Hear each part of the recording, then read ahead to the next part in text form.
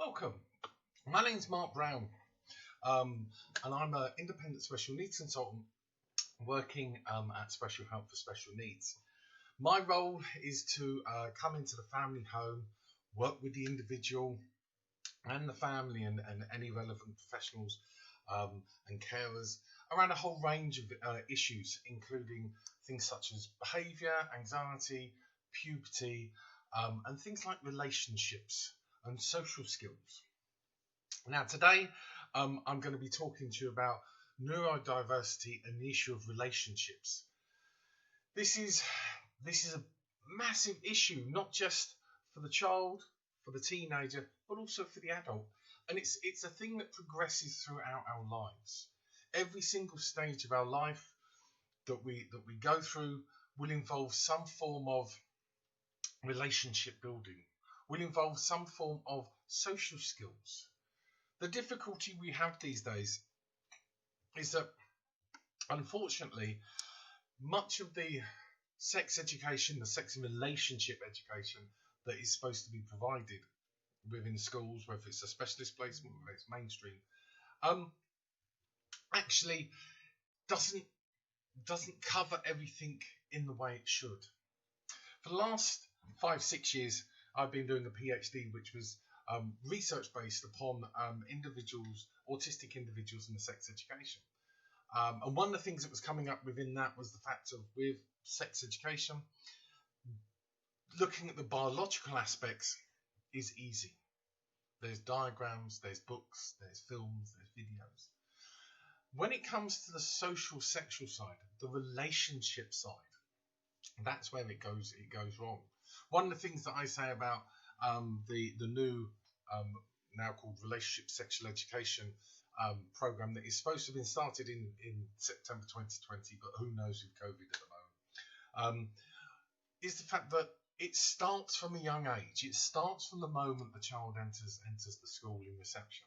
I entirely agree, because at that stage we shouldn't be talking necessarily about relationships, but one of the things we need to look at is about how to build friendships.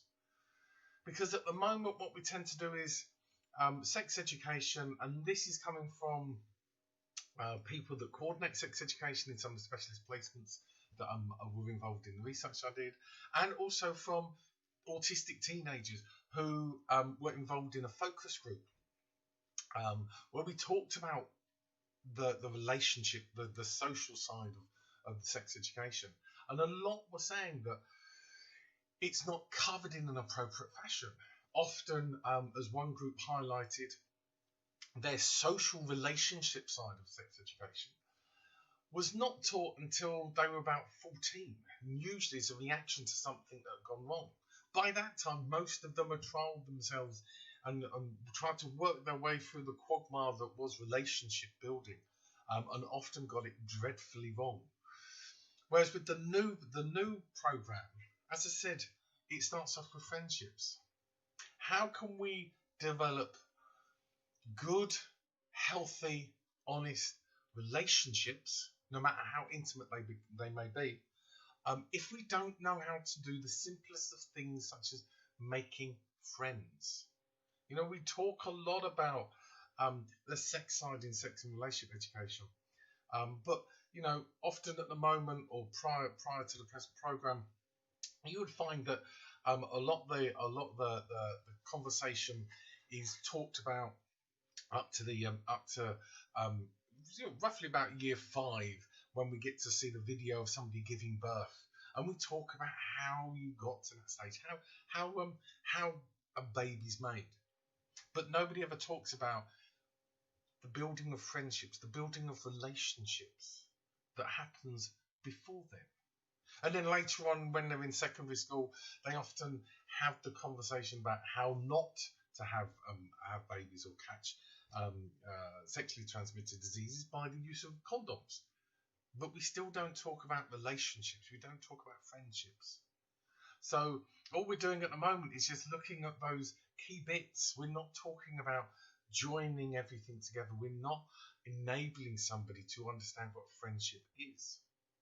And that's why often we do have difficulties that will explode concerning people making friends inappropriately, not knowing what is happening around them, and even getting themselves into trouble because of the way that they try to build a relationship comes across as stalkish and harassment style. That's not because they want to do it that way. It's because nobody's actually spent any time talking with them about that. Nobody's actually done it properly. Now, as I said, throughout our lives, we have different stages where things will come along and the social skills that we had aren't adequate enough. We need to add on to it. So, for example, often it's around about the age of about 10 when we start thinking about we're moving on into the next stage. And then when we get into secondary school, a lot of the emphasis in secondary school is around relationship building. And if you haven't got the relationship skills, then how are you going to actually transition effectively onto that next stage? And then from there, it's looking at things like going on to college, going on to university, working.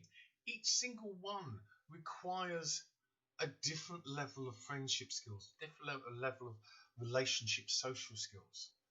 And we need to be recognizing that what often happens is throughout life, we have to develop new skills. When we want to have a relationship, when we want to, have a partner and maybe get married, have a family, all those sorts of things that, are seen by the neurotypical world as being what is expected. But each level requires another set of social skills.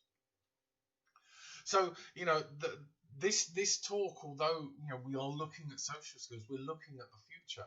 It's important to remember that what I talk about is something that's very organic in nature. Very much it grows and it goes different ways. Some people, it goes down the route of not necessarily having a wide friendship circle because that's through choice. Sometimes it's not through choice, it's through lack of skills. And then there's others where they may want lots of friends, but they haven't necessarily got the skills. And this is one of the things to remember with anybody who's got any neurodiverse issues, that some will want to have those relationships, will want to have friendships, will want to have something intimate. Others couldn't care less. And it's us as neurotypical people putting our views onto them that they need to have these relationships. And the difficulty when we start going down that route is that we can actually impact negatively upon that person's ability, that person's mental health. We look at the world and we go, you've got to be able to socialise, you've got to be able to do this, you've got to be able to, all those sorts of things. No, we don't. Why? Why do we need to? Yes, human beings are social animals. We have to recognise that. But we don't have to all be the same social level. For example, I worked with a young lad who was at a mainstream school, and they were very insistent he learnt social skills. He had Asperger's syndrome, and it was very much a case of there was a lot of issues concerning being in the social world of school, whether it was at lunchtime, whether it's coming into classes, and everybody was saying, no, he's got to do this, he's got to do this, he's got to do this. I became involved because things were getting rather stressful, and quite understandable because the pressure was on. I walked in and he was playing Minecraft, which is a common theme with some of the people I work with. But actually, the conversations he was having were completely 100% fine. He was having lovely conversations. One of the reasons being, he wasn't there in person. There was a screen. He couldn't even see the person's face. There was no eye contact needed. They were talking about their common theme, which was Minecraft. They were comparing what they were building. If he felt that he couldn't talk, he didn't talk. There was no feeling uncomfortable about not talking. Ultimately, if he didn't want to carry on talking full stop, he would just disengage. So he had social skills. What he didn't have was the social skills for everyday life. So I turned around to him and I said, and at this point he wanted to go to university, which he was quite capable of going to university. And I said to him, have you ever been down the corner shop to buy yourself a bowl of chocolate? And he went to me, no, can't do that. It means I've got to talk to the person behind the counter. So I said, okay, how the heck are you going to survive when you go to university? Because when you go to university, you're going to have to get your own food. You're going to be in accommodation where there's going to be people you don't know. You're going to have to get involved with your course, especially group work, because you hate group work. So how's that going to work? At that point in time, everybody started to realise he didn't need to be a party animal. He had sensory processing issues anyway, so if he went into a party, you'd find him under the table or running out the front door. From that moment on, the emphasis changed. The emphasis was more about what does he need socially to survive, to develop a friendship or two if he needed to. And so from that moment on, we worked on those sorts of aspects. We sort of looked and went, okay, you need all these skills, and it worked. He went to university. Cheated a little bit with the food because he ordered it online. However, he still had to speak to the person that was delivering it. He knew that if he came out of his bedroom and there was somebody there, you said good morning or good afternoon, whatever was relevant. When it came to being in the kitchen, if he was cooking, he knew that if somebody came in, you might have to engage in a conversation. So we worked out some ideas concerning conversations. He did the groups because he knew he needed it. When it came to Freshers Week and all the party weeks, he never got involved with those. He didn't need to. He didn't want to. His version of Freshers Week, he took his, I think it was his Xbox, to the university with him where he was staying, and he had Freshers Week online, talking to his friends. So he was still engaging. He was still socialising. And often what we do is we sort of say, oh, they're not socialising. They're not able to engage. Actually, they are. It's just maybe face to face. When you think about having a conversation with somebody, you've got to immediately process what's going on. Immediately, you've got to, okay. When you're online, you have that chance to think before you type a message, before you say something online. You have that chance to process things. So hopefully, what the aim of this talk is going to be is to explore those things. It's to recognise that there are lots of things that can be done that are informal. A lot of the time, if you're trying to develop somebody's social skills, the best place to do it is part of the family, whether they are a child, teenager or adult, whether they're transitioning onto school, transitioning onto the future. It's about giving them the chances to actually use the social skills in a practical session. It's being able to have those messages passed on to them, and it's remembering that a lot of people, a lot of neurodiverse individuals, for example, somebody who's autistic will often not be able to pick up the subtleties of social skills. So they need us to actually highlight and to teach them that. We should never make an assumption that somebody knows, because if we do that, then what will happen is they will make mistakes. If we assume that they understand that what we're saying is sarcasm, we could end up with somebody who becomes very upset by the situation. So we need to be able to teach them in as scientific as way, in a black and white way as possible, because this world is absolute chaos. It's also remembering that when it comes to social skills, that often individuals that have got neurodiverse issues will have different values compared to their peers. They may not necessarily want to be going out partying on a Saturday night. They might want to just sit in front of the TV watching Doctor Who or whatever their obsessions are. But it's important that we remember all of this, because when we do, it's very much a case of we can then help them move on. But how do we develop those sorts of issues? Well, trying to develop social independence, it's not rocket science. Some people make it sound to be rocket science, but it's not actually rocket science. It's very much a case of it's looking at how you can do it naturally. One of the biggest issues I have sometimes is with the social skills groups that are set up, that are there just to teach social skills. They're quite rigid. They're quite, you know, this is how it's going to be. This is what you do when you greet somebody. However, if it's not done in the right way, what will happen is you'll have somebody who's not got the flexibilities to be able to deal with the world around them.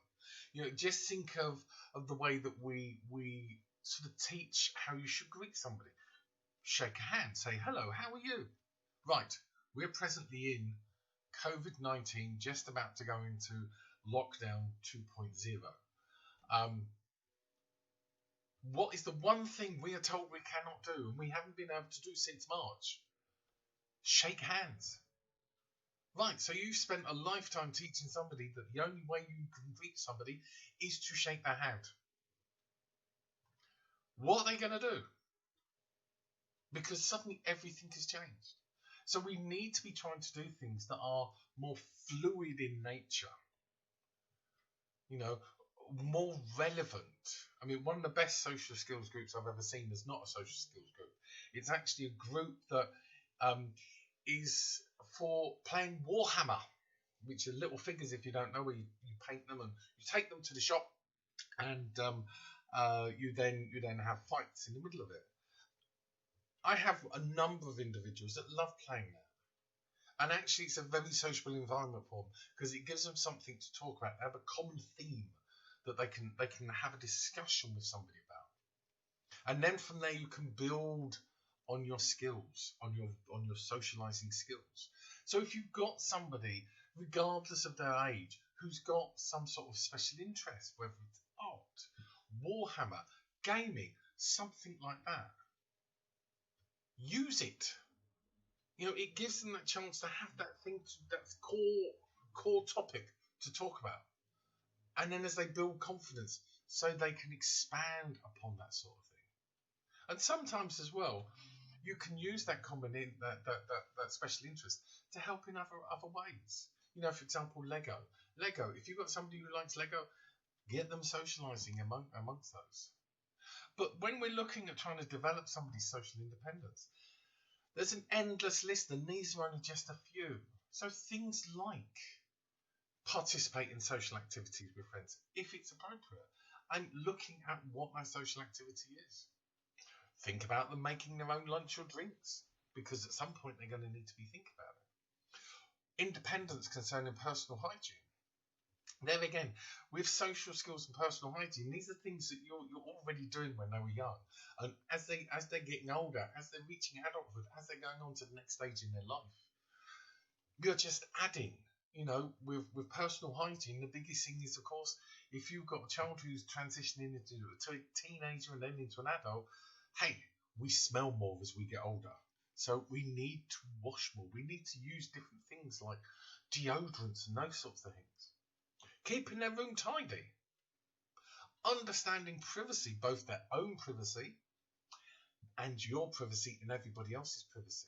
Because that's going to be something, and I don't mean just being naked in your bedroom. I'm talking about privacy, about communication. What needs to be held back, what need to be told to everybody. And then things like walking independently. But these are a never-ending list. There are so many things that can be done concerning social independence. And so it's important that what we do is we don't necessarily rely explicitly upon something such as social skills training. Because often social skills is best taught within a natural environment, not something that's very specific. Of course, you might find that you've got somebody who needs additional social skills when it comes to relationships and unsafe behaviour. And that's a different thing, because then you need to be able to explore those sorts of aspects as well. The trouble often is, when it comes to building relationships, when it comes to looking at social interactions for many neurodiverse individuals, regardless of what age they're at, regardless of what transitions they're going through, there's impairments within the social interaction. So things such as an inherent lack of inherent understanding concerning what social cues there are available, what conversational skills you need, being able to start a conversation, how to maintain that conversation, how to keep it flowing. Looking at a social situation and being able to go, well, okay, we're in this aspect. There's something slightly different here. What do I need to do? How do I work with this? Issues around emotions, because our communication is not just about the words and the sounds. It's about what's behind it. One of the difficulties during the COVID-19 lockdown and everything has been the fact that we've had to resort to resort to using Zoom or Team, doing stuff online. We can get some of the emotional side of it, but actually, when you're looking intensely at somebody's face on a big screen, and as you'll probably see, I'm quite animate with my hands, you can't pick up on some of the emotions that might be happening with that person, or because there's a delay, or you're focusing on other aspects. Plus, you can't see the body language that well. It does have a massive impact. However, if you've got somebody who doesn't particularly like emotions, this sometimes can be a perfect situation, because then they don't have to worry about dealing with those sorts of things. But then with all of these bits packaged together, these feed into how somebody can react appropriately to the social situations that are going on around them. So ultimately, if you've got somebody who is not reacting in an appropriate fashion, is finding it difficult to deal with those sorts of things, it's probably because they've got the deficits in the other areas. And without any of these, you have issues concerning their understanding about how to build relationships, how to build friendships. If you've got somebody who wants to have friends, knowing how to develop those, how to link into them. The fact that, for example, knowing that it's not about whether or not you can buy things for somebody, buy drinks, buy food, give somebody money. That's not how you set up a friendship. But if you don't have the basic understandings, you're going to be in a position where you're not going to know how properly to react to a situation and to then form those relationships. Also looking at trying to understand the suitability of a peer, knowing whether what this person is doing is actually the right thing. Thinking about what friends are for, calling somebody a friend, but actually they're not. It's remembering that as somebody transitions through their life and goes on to the future, so going into, for example, a work environment, it's knowing the different relationships. You might have some friends, you might have some acquaintances, you might have work colleagues, but it's knowing where each one fits in and knowing what each one is for. Also, when it comes to what friends are for, it's not just about knowing what their friends are for, it's knowing what they as a friend should be doing. Because often we focus on, right, okay, what is a friend for? What's a good friend? What's a bad friend? And I do that a lot. We talk a lot about good and bad, and give scenarios, etc., concerning friendships. But often what we don't do is we don't sort of turn it on its head and go, okay, let's look at you as a friend. Do you think you're a good friend? Do you think you're a bad friend? Why? We do a lot concerning everybody else. Then within that, it's about how to maintain these friendships. Because if we don't know any of these bits and pieces, we then have issues around maintaining friendships. About how to deal with more than one person. Quite often the individual I work with, having one person works wonderful because they can have one conversation. Bring in another person, and then suddenly you've got those two having conversations. Should I be involved in those? But that person's taking over the attention. There's jealousy, and so whatever age the person is, they can often find that difficult, and so will disappear off. Or what you might find is that they've made a friend, and they become quite obsessive about that friend. Finding them on all the social media, texting them at ungodly hours, and then the moment that there's no reply or it's gone slightly wrong, then they start reacting in an inappropriate fashion. And I've had a number of people that have reacted in inappropriate fashion, put inappropriate comments on, because this person who they deemed as their friend had the audacity to find another friend. And I often describe friendships to anybody that I work with as, if you imagine a Christmas tree, you've got your star at the top, and that star is your bestest bud.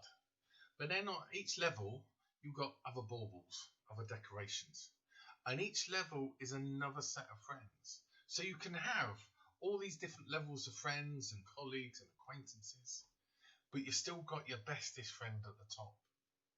And it means you can share yourself out, and they can share themselves out. So it's important that we look at these sorts of things. Now, one of the things we do tend to look at, before I go on to risk and vulnerability, because this all links together, concerning things such as the friendships, concerning things such as risk and vulnerability, is the issue of scripts. We have in our life a whole load of scripts that we go by. Now, those scripts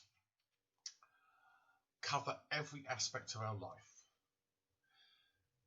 It means that we know what we should be doing at any given time, whether it's a script about going to work, whether it's a script about going to training, whether it's a script about starting up a relationship or a friendship. But we have these scripts, and if I said to you, show me your scripts, you wouldn't be able to, because they're all in here. They're things that we've absorbed. They're things that we've absorbed and then changed around and manipulated. If you could show me, it would be a massive book of every single script that you would use, whether it's meeting and greeting, whether it's doing anything social will have a script that we have followed, we have built up in ourselves. The difficulty often is that with neurodiverse individuals, the amount of scripts and the need for changing those scripts can be very confusing and very difficult, because different people will do different things. For example, when it comes to having an intimate relationship, that can vary depending on various factors. I once did an exercise with a group of various groups of people, where I said to them, right, okay, write me a script from the moment you meet a person to the moment that you become intimate. And I had 25 groups, and there was 25 different scripts. It depended on what was happening. There was one group where it was all youngsters who had been out partying at the weekend. So, their script reflected what had happened. There was others where, they were older and they wouldn't have done those sorts of things. So we have to remember about these issues concerning scripts, because if we try and teach too much in the way of scripts and stay rigid to them, then what will happen is things will go wrong, because we might have forgotten a script to follow because we haven't had that experience, or the person hasn't had the experience. They might take bits from a script and put it together in the wrong order. So we then have to be remembering that although we follow these scripts, there's an awful lot of difficulty concerning trying to teach them and trying to understand them. And is it any wonder that many of the individuals I work with get into difficulties concerning their socializing? And that then leaks into the issue of vulnerability. Because somebody who's got neurodiverse issues have a number of difficulties concerning their social development, or can. So not understanding the intent of somebody that they may be involved with. Not understanding how maybe they're being coerced into doing something. Especially if an individual, neurodiverse individual, really wants to build a relationship. Also, a lack of awareness concerning appropriate boundaries, or having poor appropriate boundaries. Sometimes because they've got a different filter system to everybody else. Lack of experience or the ability to learn from those experiences, because each time they do something, yes, I'm going to learn from that, but actually I've boxed it away in my mind. So and trying to adapt it is a very difficult thing. Lack of guidance, because what happens is we make assumptions. And going back to lack of experience, if we're teaching somebody all these skills and then they can't actually have the opportunity to use them, is that fair? It's not. So we need to be thinking about how can we safely give them those opportunities. And then issues concerning the recognition of the social and emotional cues, so that you know how they're interacting and how that is having an impact upon their understanding. If you've got, for example, a teenager who then, or even an adult who becomes involved with a group that are not necessarily the appropriate type of group, how do they know? Because maybe those people are masking by putting up different emotions, and it's more, they're not understanding what's going on. But then everybody else is vulnerable from the individual, because the individual may have a lack of understanding concerning how everybody else is feeling and what their needs are. So, they're trying to have a friendship, they're trying to have these interactions, and what's happening is they're then faced with a whole range of different bits and pieces that, they're ignoring because they've got their target. They've got their target to have this friendship. And also poor understanding of the consequences of their own actions. Because, say for example, you've got somebody who thinks, because nobody has said otherwise, that it's okay to go up to a stranger and hug them. Because they've always been allowed to, and nobody's corrected them. And it's one of the things to be remembering, that some of the things that the individual, whether they're a teenager or an adult, were doing when they were younger may have been lovely and cute, but as they're growing up, as they're turning into that teenager, as they're transitioning and going off into adulthood, these things are not appropriate and could be misinterpreted. If you've got a hulking great brute of a man going up to a female who's then about to try and hug them, they're not necessarily going to be thinking, oh, that's sweet. They're going to be thinking, oh my God. So we need to remember that when it comes to social skills, we're actually, by teaching them the appropriate social skills and not hiding our heads in the sand, or just hope and pray that they learn them, we're actually helping them not potentially get into trouble, get into difficulties.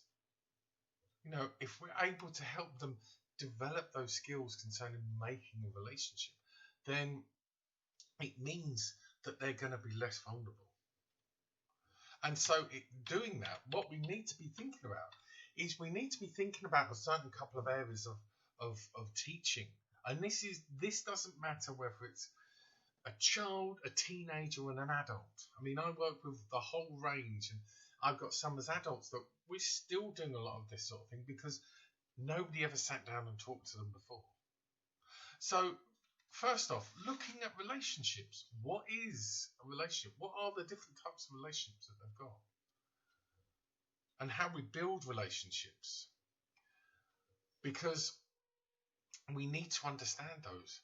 One of the things that I tend to do when it comes to relationship building is I use sort of a circle of relationships, which is, you know, a couple of circles with the person in the middle.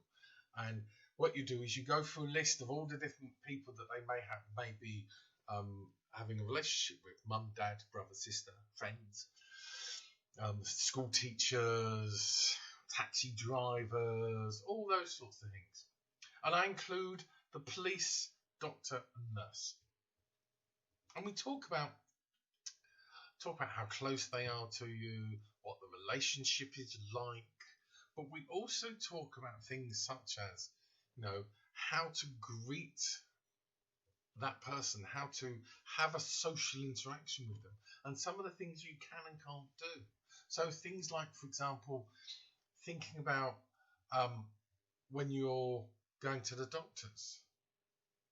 You know, we talk about stranger danger to all of the individuals, whether it's whether it's a child or an adult, and we say, you know, you shouldn't let a stranger see your private parts or touch your private parts. But what about, and especially when it comes to a teenager and adult, what about the first time they injure themselves in the private parts? You know, maybe they've got a urine infection, maybe they've had an accident. And you then go to the hospital, you go to the doctors. And we turn around and go, right, okay, you know, we spent all these years talking about stranger danger and how, you know, part of building a relationship is not about, you know, those sorts of things. We go, well, what's going to happen now is we're going to have a stranger touch your private parts. So you need to explore it. You need to make sure that they understand that within certain types of relationships, things may change.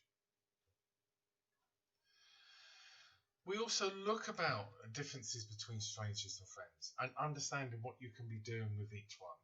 And, you know, potentially looking at things around more intimate relationships and trying to understand those sorts of aspects. We also look at the issue of being able to say no in a relationship. And I think this is extremely important for every single neurodiverse individual, no matter what their ability levels, no matter whether they're verbal, non-verbal. One of the things that always annoys me is that sometimes I do social skills training, or, you know, within sex education programs in different organisations, different schools. And there will often be a group where it's deemed inappropriate for them to have the program. And I go, no. Yes, we might not go into all the complex details because maybe from an intellectual level they're legally unable to have a sexual relationship. However, one of the things that in any relationship you need to be able to know is how to say no when you don't want to do something or you don't like something being done, and doing it in an assertive way, not using aggression, which often the ones that I see that are at that level, they will use aggression, but it's not because they want to be nasty. It's because actually they're trying to say to you, no, I don't want this. And so I often say as well, because these individuals are undoubtedly going to require support from strangers, from staff, they need to understand if there's something they don't particularly like, that they can say no, they can give consent, or they can remove consent, and they can do it in an appropriate fashion. Because the unfortunate thing is, if we don't teach something like this, and the only thing that they've got is to maybe hit somebody because they're trying to say, no, leave me alone, then what will happen is they will get a reputation. They will get a reputation for being aggressive, not a reputation for being able to say no. So we need to help them understand the word no, why it needs to be used, when it needs to be used, and how to use it. We also then need to be looking at difference between public and private. There again, within relationships, is knowing not just locations that are public and private. And one of the things I always say at this point whenever I talk about public and private is the fact that we often talk about public and private areas such as bedrooms. And we talk about close the curtains and shut the door, and then they can do whatever they're wanting to do. Whether it's masturbating or something like that, they're allowed to do.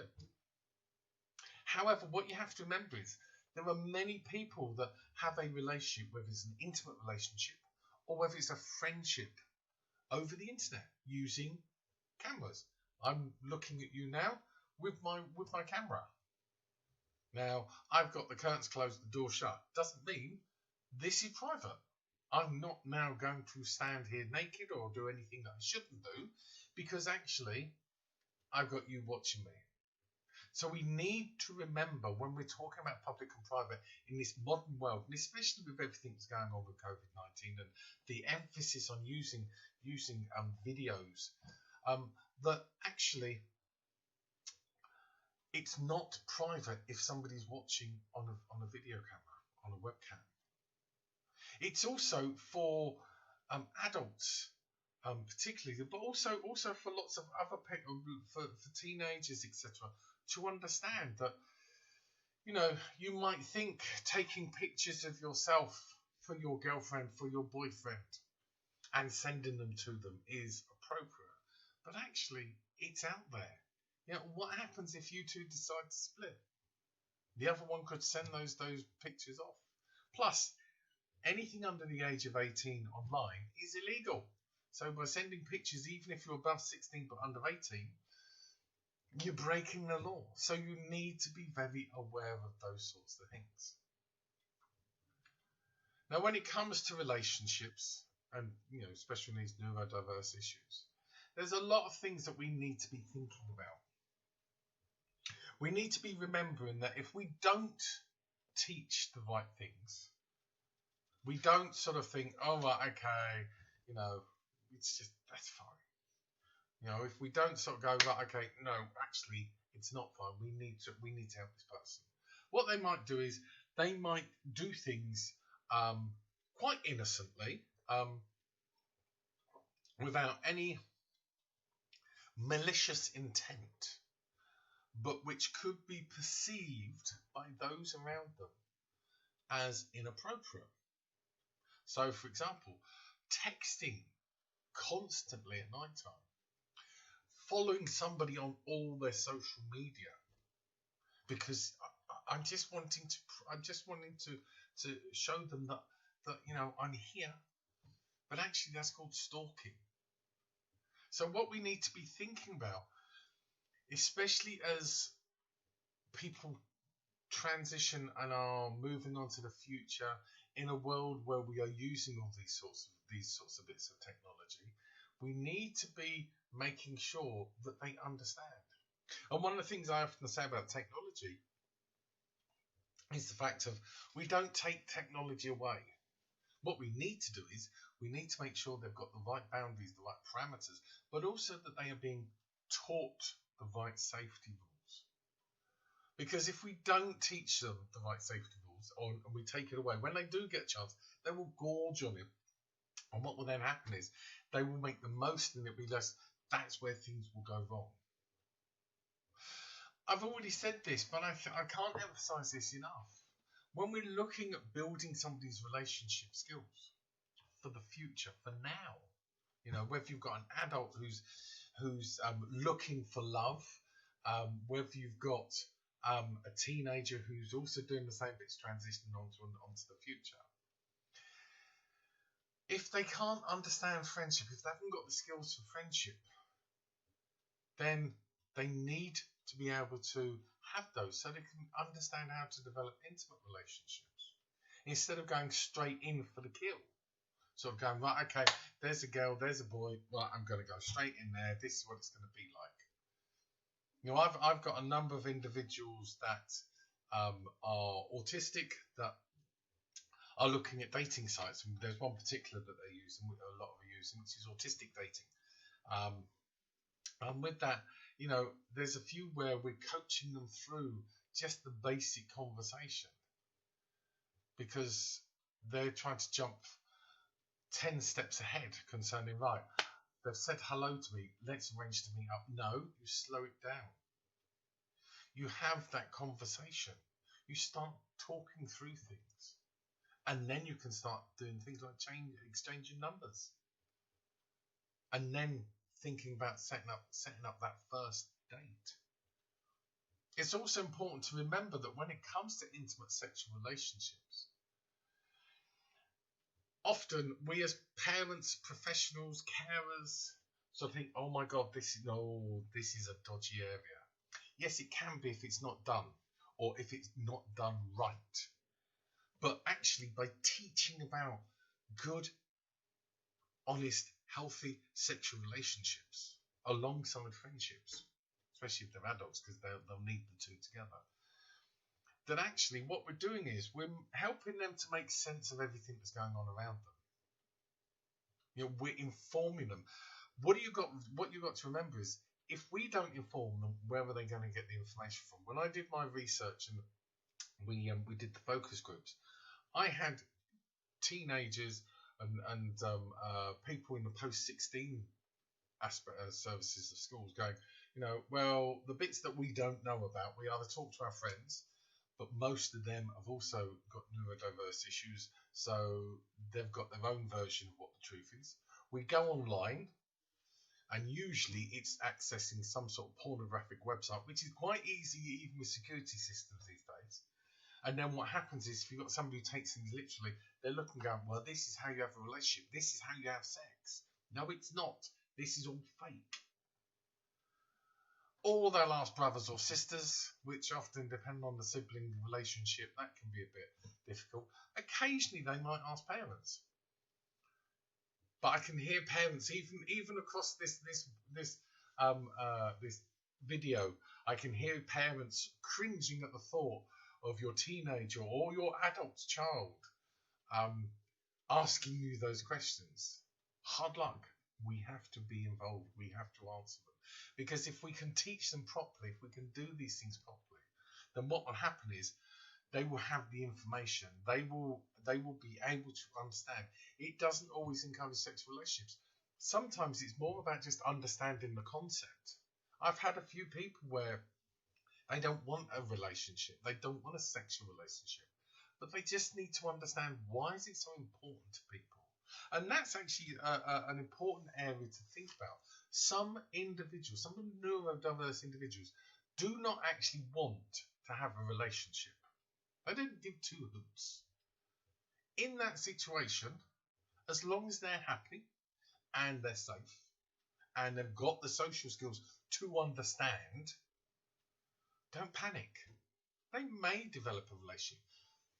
I know plenty of people that don't want a relationship, and they've gone into adulthood never having a relationship, not an intimate relationship. They've had maybe one or two friends, but they don't care. So, what teaching about these sorts of things does, it just gives them the knowledge, it gives them the understanding, so that they can put it into context. And if they want to have a relationship, a more intimate relationship, or a sexual relationship, then actually it means that they're safe with it. It doesn't necessarily encourage that. What it's about is just about putting everything into that framework and allowing them to have that knowledge. So when it comes to relationships, there's just a few strategies. And of course, with these strategies, these are quite general. These are quite generic. So it's come down to very much an individual basis. But just a few to think about. Help them to understand rules concerning relationships and friendships. Things like, how do you communicate? What sort of text messages do you send? Because a lot of the time it's texting these days. It's not, in my day it was on the telephone at the bottom of the stairs, because that was the only place the telephone was, or you actually had to chat to the person that you wanted to have a relationship with. And it's remembering that by establishing those rules, it can reduce, it doesn't stop, it reduces the chances of things like crushes becoming too intense. Because at least if they've got a crush on somebody, they've got an element of control on that. When we're talking about relationships, provide accurate information about different aspects. One of the difficult areas is the timescale and age concerning, relationships, how long it is. I often get asked, how many dates should it be before hold hands or kiss? It's difficult because it's between the person. But there again, it's talking about what feels comfortable for that individual. It's talking about issues around permission, about consent. It's talking about the age of consent. So it's remembering that it's 16 if it's face to face, but 18 if it's online. Talk to them about the concept of consent. And I mentioned consent before, but it's also remembering that with consent, it's not just a yes/no answer, because it involves things such as, have they been drinking? Have they been taking drugs? Does the person know what they're saying yes to? And, it's not just having sex. It's about holding hands, having a hug, giving a kiss. One thing to remember, though, with consent, if you've got somebody who doesn't understand the concepts, doesn't mean they can never, ever give consent. Because they can learn, they can have the informed consent by learning what the issues are, learning the different aspects, and then being able to understand, well, okay, these are the consequences of me asking this and doing this. So I can actually decide whether or not I can or not, or can't give permission. And that goes for everything. It's also about helping them to recognise the feelings that go along with having an intimate relationship. Their feelings, because they will have certain feelings that are bubbling away, and a lot of the individuals I work with find feelings very difficult to deal with. So it's about trying to work on their feelings and then being able to get them to understand other people's. Because often we do this thing concerning, well, okay, you need to understand that person's feelings. However, many of the people I work with don't understand their own feelings. So how can I understand somebody else's? So we need to be able to work on that, because then they're able to react appropriately. They need to understand the changes that happen in relationships. Even if it's, for example, you've got a partner who has a bad day and sounds a bit grumpy, doesn't necessarily mean you have to go off and, buy presents, or you have to worry that the whole thing's over with. But it's about understanding them what to do in that situation. It's also then, as I said before, it's providing them and encouraging them to have the opportunities to make friends and acquaintances, but also to then learn from those sorts of things. Because what you then have is, if we don't do it so that they go off and they try out all the things they've learned, and then come back and talk about it, whether it's a positive, whether it's negative, how the heck are they going to learn? And they need to have somebody to be a sounding board, somebody to go, right, okay. And it can be difficult for us parents, because we come from a different generation. You just look, this generation now is more your high tech, and when they say we're going out, it's not necessarily the same as when we were going out. So we need to understand everything from those points of view. Now, if we can do all of this, it doesn't guarantee that a relationship, whether it's a teenager, whether it's an adult, is going to actually work. But it's going to give them a damn good chance at gaining that understanding and being able to develop and being able to do this safely. And I think that's the key thing, key piece of information that I can be giving you, because there is no reason why a neurodiverse individual, somebody who is autistic, for example, why they can't have relationships. It's also remembering that we cannot compare people. We can't say, well, okay, they've got autism, so they don't need to socialize. No, a lot of people do want to have relationships. We need to help them. We need to be proactive. Even if you've got an adult who requires social skills training, it's never too late. You can teach that person those skills so that they can be safer. What we don't want to do is we don't want to be reactive. The more reactive we are with something like relationships, the more chances of this going wrong. So we need to be more proactive. Because if we can get ahead of the game, so if you've got a teenager, if you've got a young child, and you're looking at the transition into the next phase of their life, what you need to be thinking about is look at being proactive. Because if you can be proactive, you're going to get them ready. As an adult, yes, being proactive can be a bit more difficult, but actually it is still possible. It's about being able to get them in a position where they've got that understanding. And I think, as I come to the end of this talk, one of the things, there's a couple of things I hope you take from this, that it's never too late to teach somebody who's got neurodiverse issues to be able to have the social skills. It's also about remembering that not everybody who's got neurodiverse issues wants to socialise, and it's recognising that maybe we need to be thinking of what they need to live, not what we think they should have. Also, never make an assumption about what they know. Never make an assumption about what's been taught, whether it's at school, in groups, in a centre. Never make an assumption. Because also, apart from anything else, if we make an assumption, often what happens is the individual needs to learn it again and again and again. Now, the issue of relationships, this can't be covered within an hour's talk. This is just touching the surface. There's lots of resources out there. Talking Together series of books. There's lots of things to look up. Lots of videos that are really good to give you some ideas. But what I would say you need to do is it's never give up. That person, your individual, teenage, adult, child, whatever they are, whatever age, can be taught. They need to be taught and shown, and they need to be supported.